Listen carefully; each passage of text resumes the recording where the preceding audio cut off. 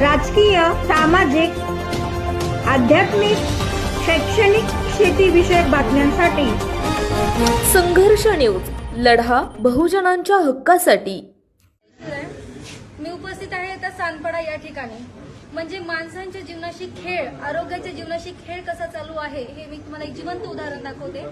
ही जी factory आहे ती आंब्याची, तुम्ही फॅक्टरी बघा. हे एवढ्या पद्धतीचे आंबे, अजून ह्या साईडला पण आंबे आहेत ते पूर्ण, आणि हे पूर्ण म्हणजे मला तुम्ही हे आंब्याचं गोडाऊनच घातक रसायन त्यासाठी यूज केलं जातं. आमच्या माणसांनी ह्या ठिकाणचा हा स्कॅम उघडकीस आणलेला आहे. इथे बघू शकता की भरपूर म्हणजे 10 लाखाच्या वर इथे मुद्देमाल आहे. हे बघा, हे आंब्यांची अशी अवस्था होते. जर एक केमिकल मारलं तर विचार करा, जर माणसांनी हे खाल्लं तर माणसांची अवस्था कशा पद्धतीने होणार आहे.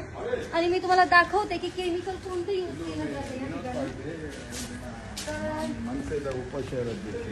हे बघून घ्या, हे केमिकल आहे. हे जे केमिकल आहे हे डायल्यूट करून, हे केमिकल डायल्यूट करून ह्या पद्धतीने ह्याच्यामध्ये हे करून हे डायल्यूट करून ठेवा.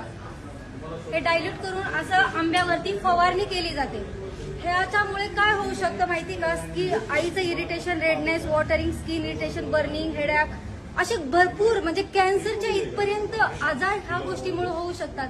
म्हणजे मला सांगा, हे स्प्रे आंब्यावरती स्प्रेड केल्यानंतर तुम्ही बघता आंब्याची अवस्था कशी झाली, तर विचार करा हे माणसांनी खाल्ल्यानंतर माणसांची अवस्था कशा पद्धतीची होणार आहे. म्हणजे हा सरासर आपल्या जीवाशी चाललेला हा जिवंत खेळ चालू आहे या ठिकाणी.